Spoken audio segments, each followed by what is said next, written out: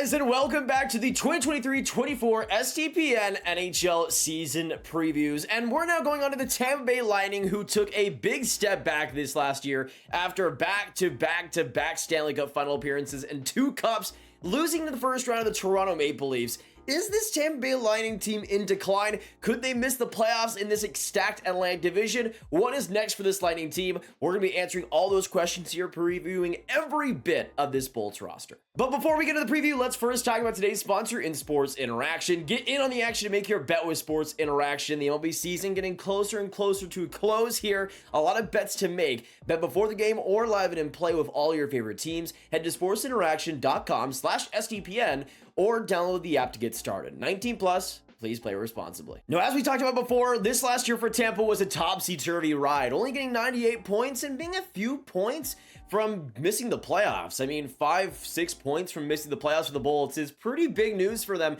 for how dominant they've been for years and years and years. But it is this finally the year that we see a step back from them outside of the playoffs. Now, when we look at the additions and the subtractions, it's pretty interesting here. First, we got Connor Sherry on the additions side of things, really being an interesting add onto that middle six. Last year in 82 games, got 37 points, around a 40-point guy. I think it's pretty fair to expect out of him. Really solid production though, and definitely could translate that over to Tampa Bay. You also got Luke Glendening, likely just replacing Pierre Edouard-Bellemare on that fourth line center role, but as a defensive fourth line center, you can't really get much better than Luke Glendening. You also add Calvin DeHaan for some more defensive depth, likely on that bottom pair, but a couple of solid seasons with Chicago and Carolina, though nothing absolutely mind-blowing or anything like that.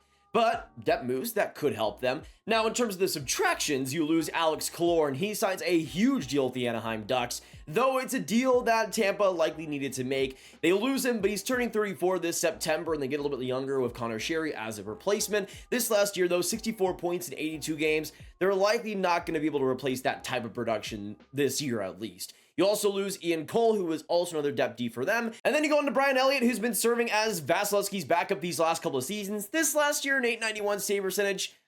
It was probably time to move on. But now let's move on to the 3 players to watch for this Tampa Bay Lightning roster. And there's quite a few really interesting options with this Lightning team, what they have rolling out this next year. For my first player to watch, though, I have Michael Eyssimont, who was acquired by from the Winnipeg Jets last year and was really interesting in the playoffs. Played 3 games, got 2 points, looked great there. He's going to be interesting maybe on that third line, maybe even rising up to the top 6. We'll have to wait and see for that. But he's provided some really good depth scoring. We'll see how much he's able to get past that, but the speed and the quickness he has could be really well utilized in Tampa's system. But now let's go to the second and third players to watch on the Tampa Bay Lightning this next season. 2 guys coming on the defense. The first I want to mention is Nick Perbix, who really had a great breakout year this last season. At 25 years old, he was a 6th round pick back in 2017 by the Tampa Bay Lightning. And this last year in 69 games in his first NHL time, got 20 points, looked great in the playoffs too, and just looked like a very sound and capable two-way D. Him taking even bigger next steps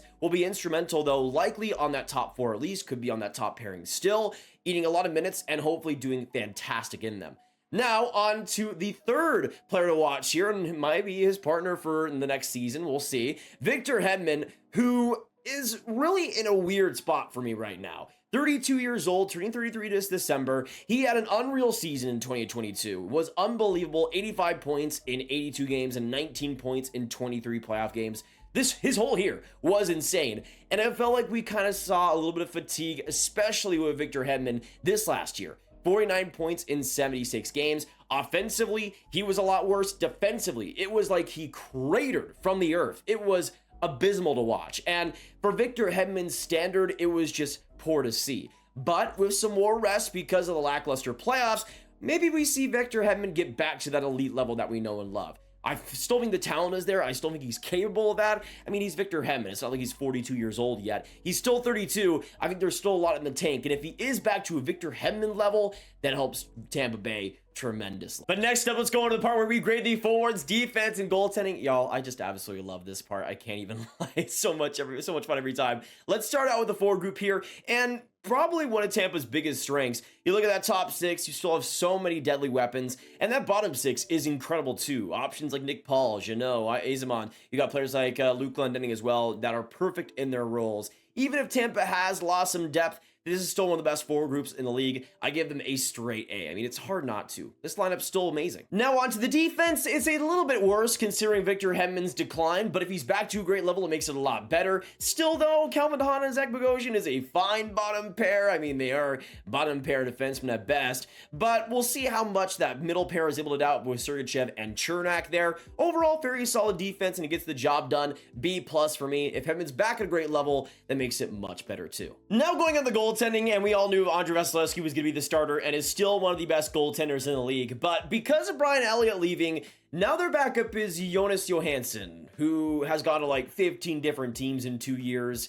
The most games he's ever played in a single season is 15, and he was atrocious in those games.